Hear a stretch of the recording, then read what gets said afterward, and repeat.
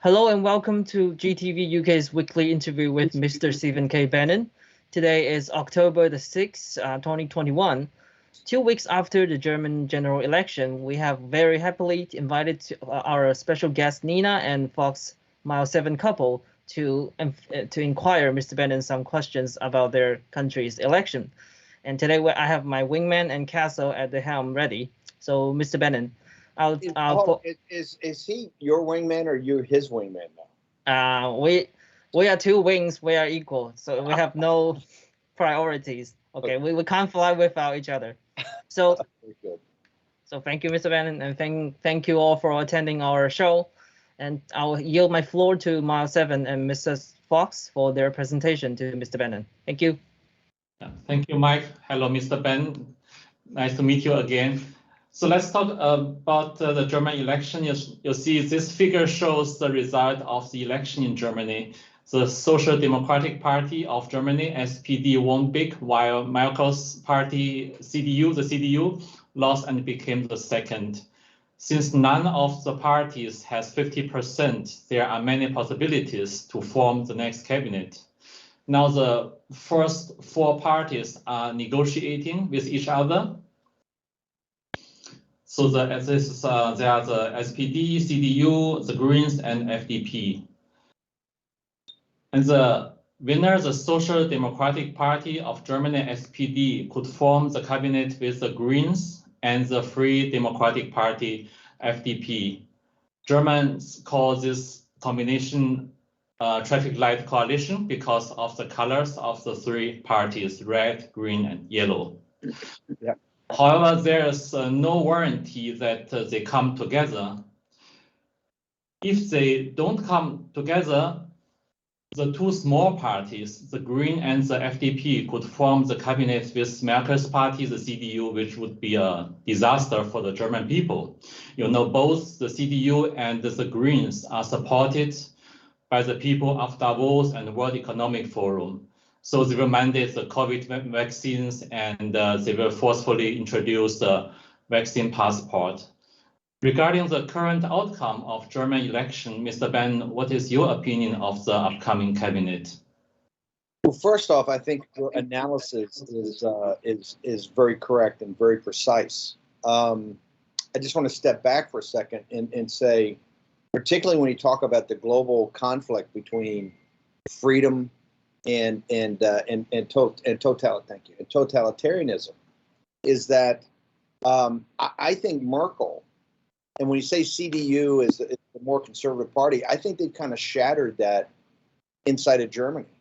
I mean, the only party I think is really the party of freedom and the party of liberty is Alternative for Deutschland, which really to me represents the nation state and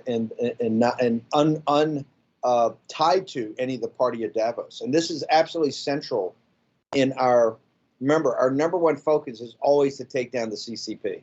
And the reason to take down the CCP is very simple, is that from a selfish point of view, let's just leave the Chinese people aside. And the world can't be free until the Chinese Communist Party is destroyed. And the reason of that is that they have now infiltrated, and their model, let's face it, their model of governance is really what the World Economic Forum and the globalists are using as a model of government. And so the best people to point that out consistently are the diaspora of the Chinese people. For instance, you living in Germany, the people living in the UK, living in Canada, France, the United States, to show that what the Chinese people can do, or humans can do when they have freedom and liberty. And my concern with Germany, it's the nation, and maybe Australia second, but it's the nation that has been twisted the most by the CCP virus. Remember, the elites in Germany already sold out. Germany's economy is really built on what's called the Mittelschleifen, those mid-sized manufacturing companies, those mid-sized Mittelstand. And quite frankly, the German elites kind of sold those out to the Chinese Communist Party. The Chinese Communist Party were buying them, were stealing their intellectual property. It really put an assault on that. And nobody really stood up in their defense. The German people, to me, would be a great bulwark in Western Europe to be the anti-Belt and Road, the anti-Chinese Communist Party, understanding how authoritarian government can become totalitarian government very quickly, particularly with coupled with technology, as they saw in the 1930s. And so I think Merkel has been the big problem, and I think CDU is a terrible. We call it conservative, but it's really not. It's like establishment rhino Republicans who many of whom do not want to stand up to the CCP at all. They want to kowtow to Wall Street, the global corporations. And so when I think Germany is going to be in for at least a decade of kind of drifting politically as they try to figure all this out. The only salvation I see for Germany is really a rising up and a strengthening of the alternative for Deutschland, which really focused on the migrant issue of 2015. And I know these people very well. I really love them quite a bit, but they have had a tough time expanding their message out from just being what people think is a one topic,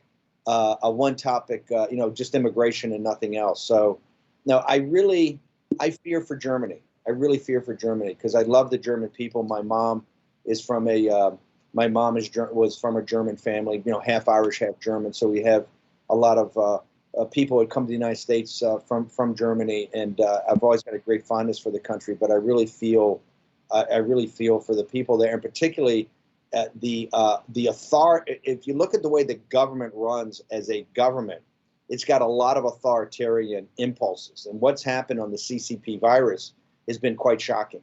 I think they've been probably, outside of Australia, I think they've been the most over the top of the reaction to that. Yes. Thanks, thanks, Mr. Bannon. And I have another question related to the current news today that they mentioned SPD and FDP and Green start the first preliminary talk. What do you think? How big chance they could form the coalition? I take the opinion that they will try to form a coalition, and here's why. I don't think it's that much difference when they say, oh, it's taken a socialist direction. I think if you look at the key tenets of the way they're going to run, that even if they don't formally pull off a pact that has a formal way to govern, you won't really see a hard opposition. And so I think post-Merkel, and I think I want to go back and back to Merkel. You're seeing the devastation of what even stood for conservatism of what Merkel did. Because remember, you can't think on a spectrum in the West of conservatism and liberal, conservative and progressive. It's nationalist versus globalist. It's populist versus elitist. And what you've seen in Germany is still kind of elitist parties that are globalist. And so one may have a little more state ownership, which is the socialists, another have a little less, which is the conservatives. But to me, she shattered the meaning of what it means to be, conservative in the more classic sense that we have, which is nationalistic, believing in your nation. I just never felt that she believed in the Treaty of Westphalia. She's not a nationalist. Her whole effort with France to really create, because the EU is really a French and German construct, and as Macron looks at the capital of his country as being in Brussels, not Paris, because he's really more of an EU guy. So did she. And so I think you're seeing now the remnants of the shattering of really the traditional construct of parties that Merkel had, and and her hanging on to power. Remember, the rise of populism and nationalism in Europe did not come from the 2008 financial crisis. That's what drove it in the United States. It wasn't until Merkel's decision about migration, and that gives you her whole mindset, right? About taking the migrants from the refugees and the migrants from the Middle East, from Syria, right? So it's and that shattered, to me, that shattered the German consensus. So I think whatever the makeup is, I think you're going to just see this kind of this drift in Germany. And I think only when you see more of the rise of the alternative of Deutschland will you really start to see a strong, robust, nationalistic Germany. And Steve Bannon, you mentioned about the AfD. At the moment, the mainstream media is not mentioning about AfD in any kind of negotiation in building up the new cabinet. Do you think they are completely out of the game, or they have still a chance? Completely out of the game, I think. They're just, and look, part of that is that they really haven't grabbed it by the throat in the regional elections, and clearly they, at one time I think they were 16 or 17 or 18% polling. They finished up at I think 10 or 11. They didn't really represent in this past election. Now there was a host of reasons for that. A lot of the people at AfD would say because of the suppression of their ability to even campaign. Remember, inside Germany, they will allow the radical Greens to have full access to everything. And the Greens are quite radical, right? And the Greens concern me very much because what concerns me about Germany is elements of Germany that are going to kowtow to the CCP, try to make deals with the CCP, and give the CCP really a foothold in Central Europe.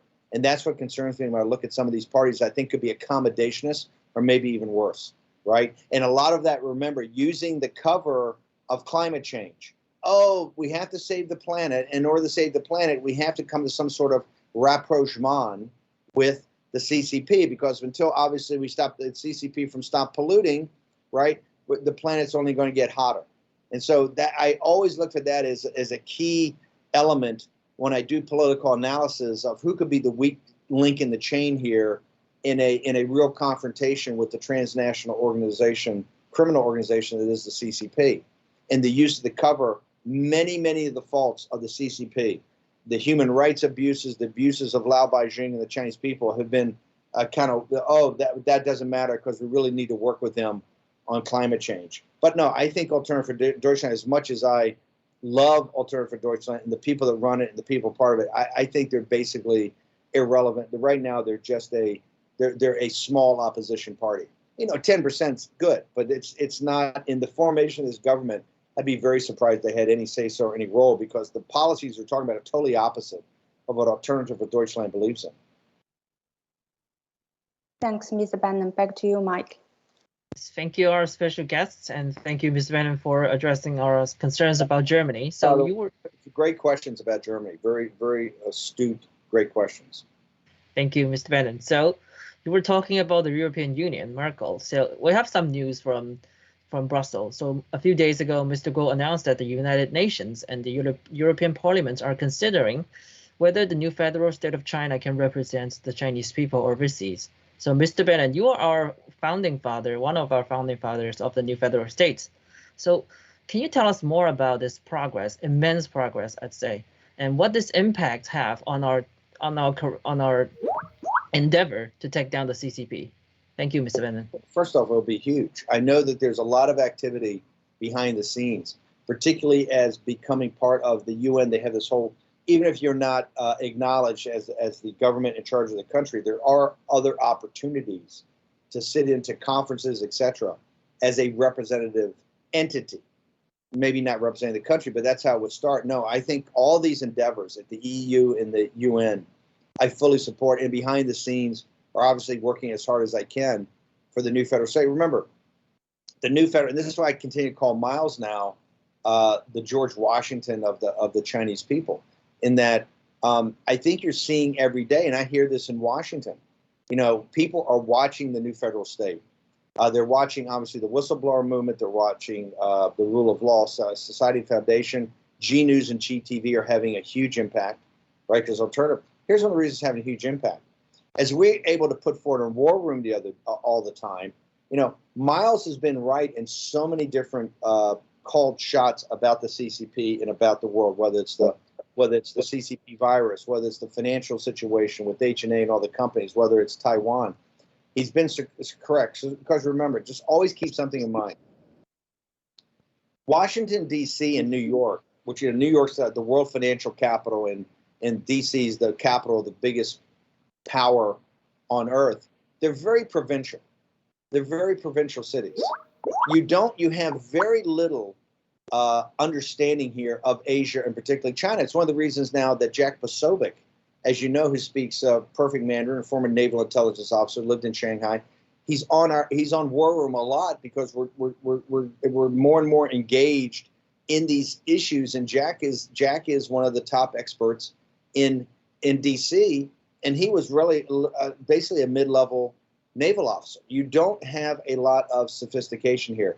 And what Miles has had so many great called shots of things that, and not small things, I mean big important things, right? Like the CCP virus, like the financial collapse of the shadow banking at H&A. He had so many important about Taiwan and their efforts about One Belt, One Road. I mean, Miles is also the first one to talk about they're going to try to control the Eurasian landmass with Pakistan, in Iran, in Afghanistan, Turkey, and Russia.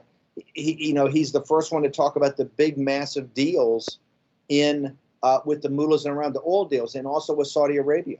So just being so right so many times has gotten a much raised level of awareness about people who matter, and they obviously are seeing and fascinated by the new federal state.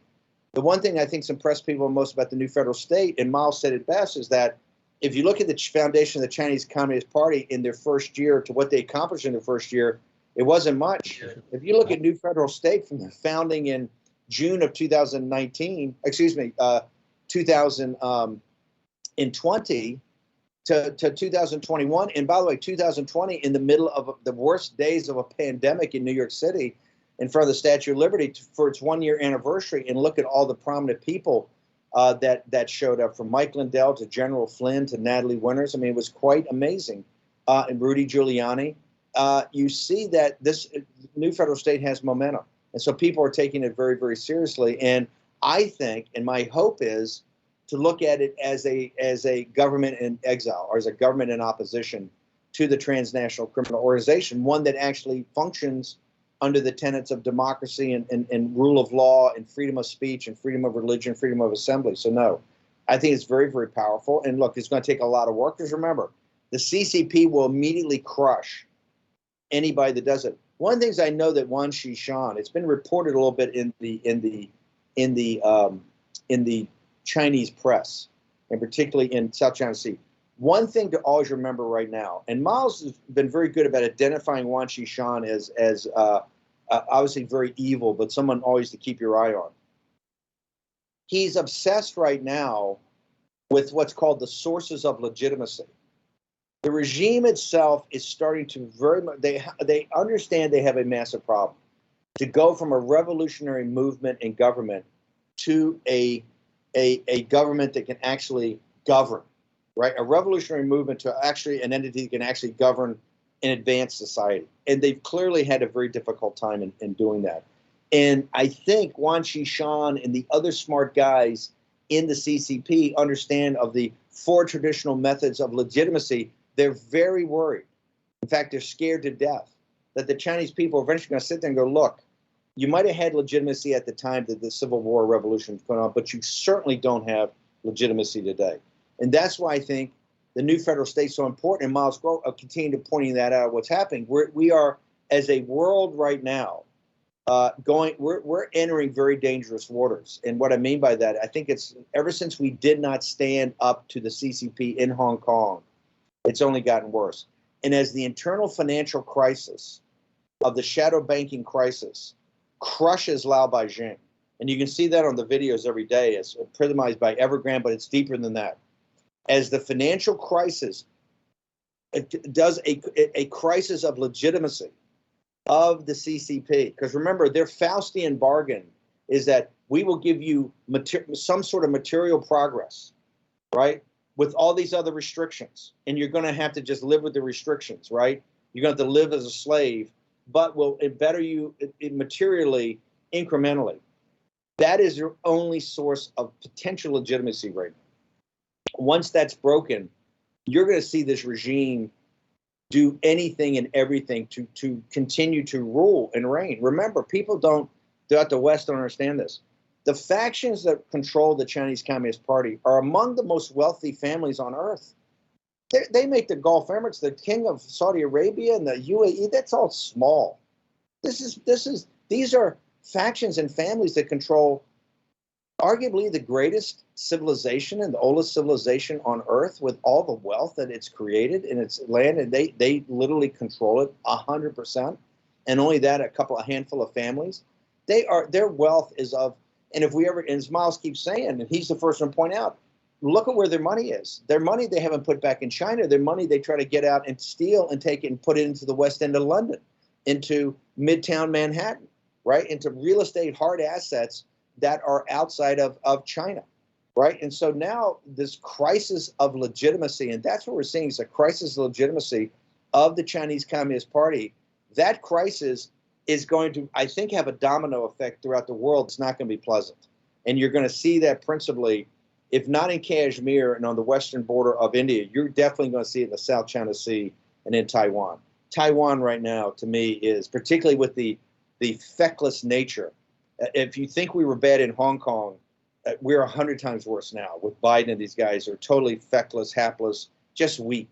If I'm a PLA general, I'm telling Xi, we got to strike before Trump's back.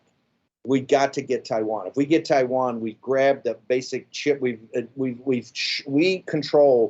the high ground to control the economy of the United States, right? And we have to do it. We have no choice, because if Trump and these guys get back in, look who's around him: Navarro, Bannon. These are the super hawks, right? The super hawks are now Trump's.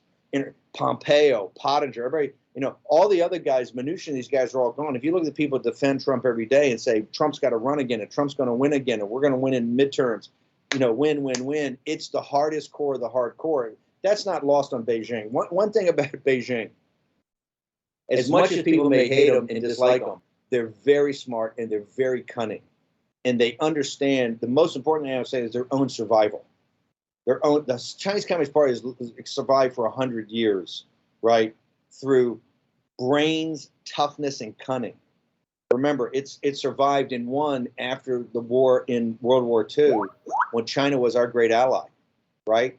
And hey, at the end of that war, with China being, I would actually argue, if you look, right, maybe even more so than Russia, because we could have won in the East with England and France and these other countries. There's no chance. It's an impossibility for America to have won in Asia without the Chinese people as our ally. And think about it. 4 years after the great victory of the Japanese, the Chinese Communist Party was in charge. People should always remember that. They are a crafty, smart, cunning, tough enemy. And they've proven that they can survive. And so that is their crisis of legitimacy is a crisis for the world right now. Well, what a speech, Mr. Bannon, our founding father. Thank you for remarking this very immense progress for us. So I would like to say that Miles always told us that the new federal state of China is the information highway from the West and the East. You said that Washington, D.C. is a very provincial city, although it's like the political center of the world, but it has little knowledge about who's Wang Qishan and what's Xi's in charge. This is the problem. This is why the West can enslave the Chinese people using this criminal cadre, while they don't know it, or deliberately doing that, but the people of the world have no say about this. So next question from Winston, please, regarding what the government of the new federal state. Winston, please. Thank you, Mike. So Miles said that the new federal state of China is a system that is neither a country nor a government. The new federal state of China will be a new governing body that goes far beyond any current political systems. So, Mr. Bannon, what kind of new system is Miles talking about regarding the new federal state of China? I think when Miles talks about the new federal state, I think he uses a phrase that we all start using. He goes, a new China for the new Chinese. He's always pointing out one of the things about the new federal state of whistleblower, these young Chinese, particularly young Chinese that have had access to the West. It's a new China. It's a new Chinese. It's not just the heritage of the 10 or 15,000 years of this ancient society that's done so much for mankind and done so many of the first. But it is also with the best attributes of the West. Particularly the best attributes of the West are that, number one, that your rights come from God. No government and I think one of the things as Miles has gotten into the West has been very impressed. Miles has studied the founding documents of America. Miles has studied the Constitution and our Declaration of Independence very, very thoroughly. I think one of the things that struck Miles that he was most impressed about is that our founders were adamant in the fact that natural rights, that no government on earth stood between you as an individual and God, right? And that your rights came from God, with no government as an intermediary. And that means you are fully empowered, fully potentially self-actualized individual. So I think when Miles talks about that the form of this hasn't been formed yet. The one thing I would just say is that in this, and it's been what's impressed me so much about the young, the new China and the new Chinese, these Chinese that have the best of the Western values of, freedom of speech and freedom, property rights and all that in a context of traditional Chinese society, particularly the fact that it's predicated around the family. The one thing I think, and I think it's what the Chinese Communist Party fear most, I believe the future of China, when you talk about politically and parties and everything like that, not only will it be democracy or some type of democracy, but where you can actually, vote and have a say-so. But I think it'll be, and I've always told Miles this, I think that China will actually be the leader in populism. That'll even take a leadership over the West. Remember right now, for China, you are the actual, the leaders of the Christian church. And what I mean by that, yes, I realize you got a pope in Rome and you have churches in the U.S. stuff like that, but the church in the West has very much lost its kind of spiritual drive. You have, don't get me wrong, we have a small, tough minority, which I consider that are devout Christians and Catholics and worship and everything like that, but the church overall as an institution has tended to drift. As any society, when people get wealthy and have material, the church in China, the underground evangelical Christians in the Catholic Church are very much like the Christian church in first century Rome that was absolutely oppressed and attacked by the state powers and became more devout, more focused, more spiritual, and understood that that's the material world. This is the spiritual world. I live for something far, far more important. And so that's, I think, what Miles says. It's ill-defined right now. But being ill-defined is fine, right? Because right now, you don't have to have a kind of governing philosophy. All we have to have right now is next year Beijing. The CCP have to go. They're not legitimate.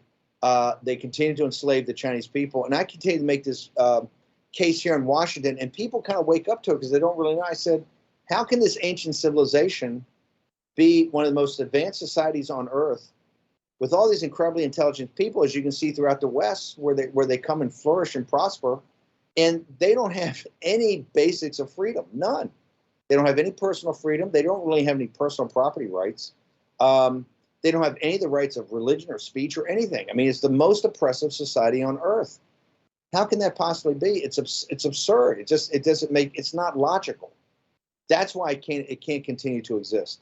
And I think New Federal State, which is so powerful, is how many prominent people we've had join it in the voices. And so I think Miles is correct. This is why I say Miles is. And at first, when I called Tom that, he said, no. I said, but you are, because remember, there was no actual, if you look at our revolution, we didn't really have a set idea of how we were going to run the country after the British were gone. Remember, once the British left, for a couple of years, we tried, the Continental Congress, we tried something else. The Constitution wasn't written for a number of years after we won the military victory, because we realized we had not thought it through. Our thing was to get rid of the British and the king, right? As a revolution, become free people, free ourselves first, and then we'll figure it out. That's very much, I think, the model that the Chinese people are going to take. It's first, next year, Beijing. It's to take these devils out and have them stop abusing the Chinese people, right? And end the slavery of the Chinese people. Then you'll figure it out, much like the Americans did 234 years ago, because when we won the revolution, we were a number of years away from really figuring it out. Thank you very much, Mr. Bannon. Back to you, Mike. Yes, thank you, Mr. So, Mr. Bannon, you mentioned about populism. So Miles once told us that once the Chinese people catch the fire of populism, China will be the biggest place for populism. And this is the reason why Wang Xishan, he knew about this. He know you are the threat of their regime, because once the Chinese people know what is populism, they're gone. So next question from Castle about Wang Xishan's two buddies who are recently in jail. Castle, please. Hello, Mr. Bannon. The new federal state of China is rising, and the old communist China is declining because two of the CCP's cadre members, Su Lijun and Fu Zhenghua, were arrested for corruptions. And these two figures were the first to be exposed by Mao's Guo in 2017. And Mao said that next top official that will be put in prison will be the anti-corruption vanguard Wang Xishan himself. So as the CCP's 20th General Assembly meeting is approaching, Xi Jinping and his opponents are on a warpath, which inevitably would cause a lot of hardship to the ordinary Chinese people as collateral damage. So what do you expect the outcome will be? And how can the new federal state of China help to soften the blow to the Laobaixing? Thanks. This is the point. It's a great question. I want to go back to this. When I say about Mao's saying things that are going to happen, that are earth-shaking. You got to remember, these two got to remember, Wang Xishan is considered by many in the West to actually be a more powerful figure than Xi. And that's not Steve Bannon saying this. This is Mike Bloomberg in 2000, I think it was in 18, or it might have been in the spring of 19. Yes, it was spring of 19. The spring of 19 in Singapore, they had the Bloomberg Global Conference. And Wang Xishan comes, and Mike Bloomberg flies over there for only one reason. Flies halfway around the world to introduce Wang Xishan and to have a Q&A. He introduces him as the most powerful and important man in the world. The most important, Mike Bloomberg, who's about to run for president of the United States and is a huge influence, powerful influence in our country. Miles said at the time, he said he's back in 17, that Wang Xishan was really running most of the financial system. He was the intermediate with the West. This is how the investment banks and the City of London and Wall Street really got in and became collaborators with the Chinese Communist Party. It was all through Wang Xishan. And Miles said at the time, these guys are stealing the most money of ever. And he says that anti-corruption thing is just to put their enemies and actually a lot of good guys in jail to stop what the real corruption is and the money laundering of H&A and all these other things. And Miles said at the time, this is where Laobaixing's, the value added in their labor, it's all going to these guys and they're stealing it and getting out, money laundering it out of the country.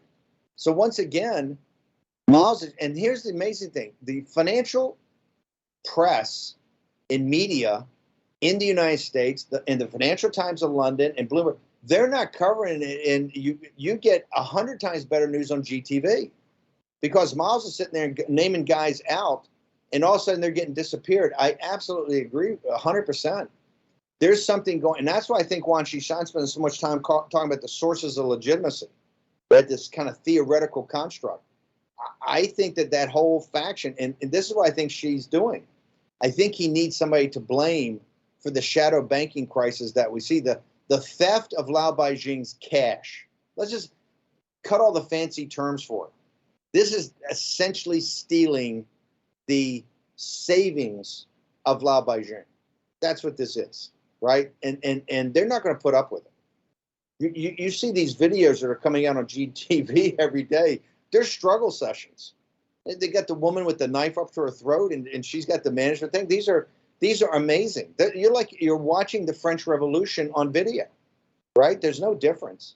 So no, I think Miles is correct. Miles always said from day one that the whole thing is built on a house of cards, that the entire economy and the structure of the economy is not to increase the wealth and prosperity of the Chinese people. It's like a mafia. It's a criminal organization of how you can steal as much money and a bigger scale as possible. He says the West doesn't think about it the right way. Once you think about it in a criminal model, it obviously makes sense for the guys at top. But Miles said, one day the music's going to stop, and once that stops, it'll be Wang Xishan and his cohorts will be blamed for it. What's happened over the last couple of weeks as the shadow banking crisis has started, and I don't think they have enough reserve currency. I don't think they have enough money. I don't think they have enough capacity, because right now there's a lot of people that used to be in business with them are going, whoa, seeing what they did to the tech companies, seeing what's happened here, seeing the reports people are getting on the ground about what Lao Beijing are doing in his local offices. There's not a lot of guys on Wall Street rushing in to save these guys.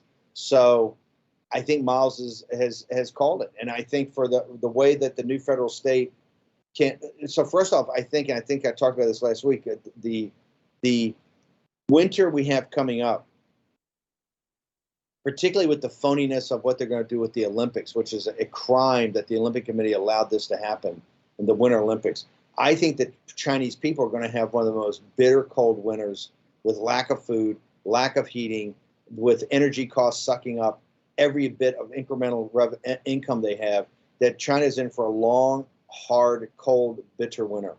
And out of that bitter winter, I think you may see the beginning of the real revolution of the Chinese people taking it. I think the Chinese people, are getting very close to saying, I've had enough of this. This is ridiculous. We live like slaves. We're paid like slaves. We're treated like slaves. The whole world's got freedom and more prosperity, and we have to go with no food and cold. Where have we come in 100 years? Well, what was this whole thing? Why 92 million of our people are dead and murdered by this group? 400 million forced abortions, 80% of little Chinese girls. The hungry ghost of the aborted Chinese babies, right? The children of China. What was it all for? That we're here now, and the regime is sitting there in this phony Olympics, showing how great they are and what they've done, and we're sitting here and we're hungry, we're cold, we have no real internet connection because we're blocked off from the rest of the world. We have no freedom. Nobody's responsible. We can't hold these guys responsible. What was it all worth? So I think we're in for a very, and by the way, the immediate response of the regime is to survive is going to be to strike outside. And so the agony and tragedy of Lao Beijing, as I've said for years, is going to have a major global thing, because we've allowed the West, the corporations, the capital markets, Wall Street has supported this illegitimate regime. They've supported them, right? They've supported them. And now we're about to get the payback for doing that, in God's righteousness, right? Because God is on the side of the Lao Beijing. He just is. The decent, hardworking people of China. Yes, thank you, Castle. Thank you, Mr. Bannon. Can we take more questions, Mr. Bannon? One more question, and then I got pop, guys. One more. Your questions are so great. I could stay here all day. Yes, thank you, Mr. Bannon. So you were speaking about the shadow banking problems within China. So Winston has some questions regarding this issue. Winston, please. Hi, Steve. A recent Goldman Sachs report says that China's hidden local government debt could be as high as 53 trillion yen, which is over 8.2 trillion US dollars. This could be actually a much worse and more dangerous problem than Evergrande. Do you think this is a ticking time bomb that will have a devastating impact on the world economy, not just the Lao Beijing in China? It's not a ticking time bomb. It's a bomb with a fuse, and that fuse is lit. Once again, everybody tells me, "Oh, crazy Miles Guo this, Miles Guo." I said, Miles Guo told me this on the first day I met him, and after I left the White House, and I just come back from the meeting with Wan Xishan, where Wan Xishan's asking me all about populism in America. He was maniacally, didn't care about Trump, didn't really care about politics over here. He was only focused on populism and the American working people's embrace of populism. And I told Miles this the first time I met Miles. Miles told me about this. Miles Guo has been right on that from the beginning. And I've seen Miles brief some of the top guys on Wall Street and actually walk them through the real numbers, because all the numbers they put out are phony and bullshit. Question I would have with Goldman Sachs is, okay, it's October of 2021. How long have you known this? And why is this report just coming out right now? How long have you known this? And Evergrande didn't pop out of nowhere. This is a scam. This is a major This is a geopolitical crisis. This is what we did on the show today. I had Posobiec come in, and what we're trying to do for the American people is understand, when you see these videos pop up on the internet of Liu Beijing having a struggle session with a woman with a knife to her throat in a boardroom with a couple of company guys saying, I'm going to slit my throat in front of you because I don't have anything to live for. You've stolen my money. Unless I can walk out of here with my cash, I'm going to cut my throat because I might as well die right now. Okay? When you see that and you understand what's happened and you understand the West, my question to Goldman Sachs, why is this report coming out? Why are you telling me this now? Why didn't you tell me that 5 years ago? Before Goldman Sachs pressured Trump and Peter Navarro to include, the American financial banks and pension funds to get in part of the financial system of China. Remember that they're going to do all the credit cards and they're going to do everything because they don't give a damn about Liu Beijing at all. They thought they could make some money underneath the Chinese Communist Party and pay a kickback to them.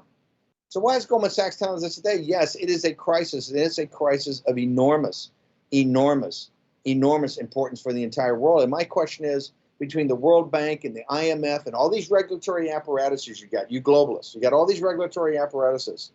Why are we just finding this out now? And why are we finding it out? You know why they're printing this stuff right now?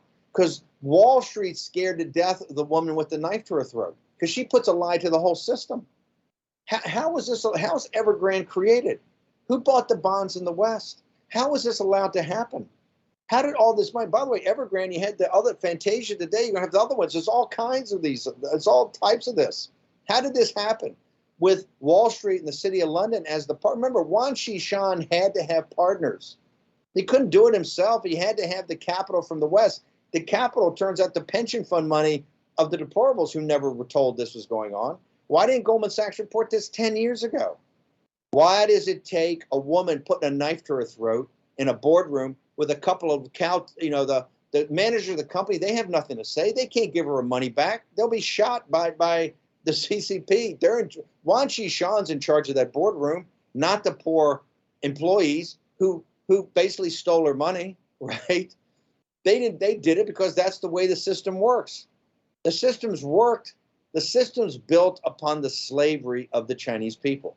Once you understand that, everything else becomes clear. Once you understand that Liu Beijing, as much as it's on the shoulders of the deplorables here in the United States, at least the deplorables have a modicum of freedom, right? There you got no freedom. You are a slave. You're a slave to a dictatorship. And now what it takes is the slaves to throw off their chains.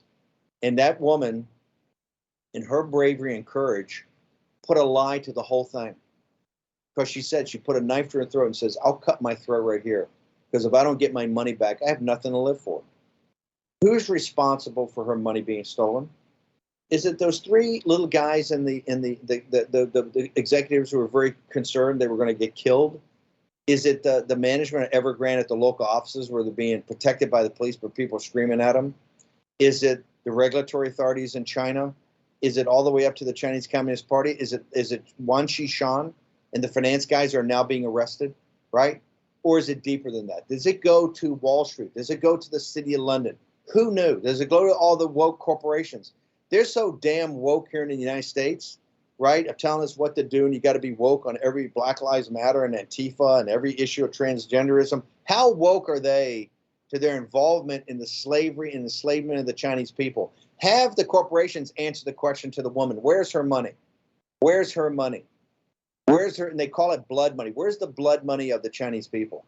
Ask them that. That's what they mean. That's what they stand for nothing. The same people that cheered Xi in 2017 at Davos and kissed his ass, right, as the great savior of the globalist system, and the only thing we have to worry about is these populists.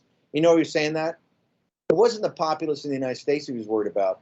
It was the contagion of populism spreading to China and Liu Beijing understanding, hey, guess what? We ought to call the shots. We ought to call the shots. The fundamental problem with the legitimacy of the Chinese Communist Party is very simple. I can sum it up very succinctly. It's a group of elites. They've never been able to transition to what it was really supposed to be, is ruled by the people. That's their fundamental lack of legitimacy. It is still a super elitist organization. And here I look at the new federal state. I go, hey, I'm a practical guy. I look who's on my side of the football. I look at the new China and the new Chinese around the West. I'm on their side. You know why? Because that's the future, right? That's populism. And that's what the new federal state is. And La Beijing, that's what they want. And I got to tell you, they're going to take it because they're not going to have another bitter cold winter where there's no fuel, there's no food, the kids are not being fed. They're going to eventually get fed up with it. And once they get fed up with it, they better hope the prisons in China protect the elites in China because they're going to be coming for them. And nobody on Wall Street, nobody in Washington, D.C., nobody in the city of London, none of the world corporations, no power on earth is going to protect these devils from the Chinese people. Thank you, Steve. And back to you, Mike. Yes, thank you, Mr. Bannon. So all in all, next year, Beijing. See you there. Next year, Beijing, folks. Thank you so much. I love this every week. It's the best questions in all media. Thank you. Yes, thank you, Mr. Bannon. And this is all we have for this week with Mr. Bannon. Thank you, our guests, and thank you, our regular guest, our special guest. This week we have some technical difficulties, but this does not dwindle any of our excitements with Mr. Bannon. You can watch our show next Wednesday at the same time, 5 p.m. UK time, 12:15 p.m. Eastern Standard Time, the USA Eastern Standard Time. And we are on Getter and GTV. You can search for Himalaya Hawk 777 to see our better version and subtitle version of our show. And you can search for Himalaya UK for more details. So this is all we have. Thank you, our guests, and see you tomorrow. See you next time, our audience. See you next week. See you. Bye-bye. Thank you. Bye-bye.